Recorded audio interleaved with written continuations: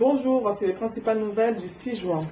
En Libye, Tripoli a été une nouvelle fois la cible de raids aériens de l'OTAN hier soir, tandis que les hélicoptères de combat britanniques et français Apache sont entrés en action, ciblant notamment Brega.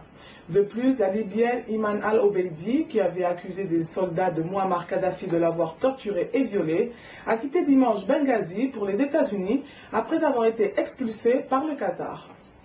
Au Kenya, au moins 28 personnes ont été blessées dimanche dans une explosion d'origine indéterminée dans le centre-ville de Nairobi.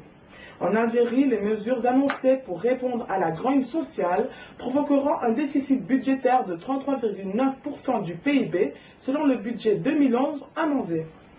Au Sénégal, la Banque islamique de développement a accordé à l'État deux prêts d'un montant de 21 milliards de francs CFA pour la lutte contre la pauvreté et la gestion des déchets. En Égypte, le premier débat entre des candidats à la présidence s'est révélé particulièrement calme et courtois.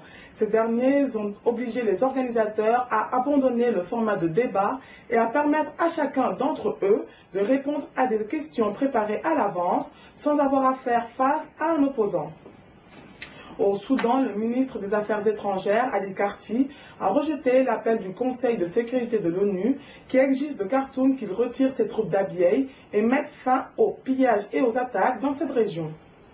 En Tunisie, un haut fonctionnaire de police a été arrêté sans ménagement par la police et emmené dans une caserne militaire pour avoir critiqué le ministère de l'Intérieur.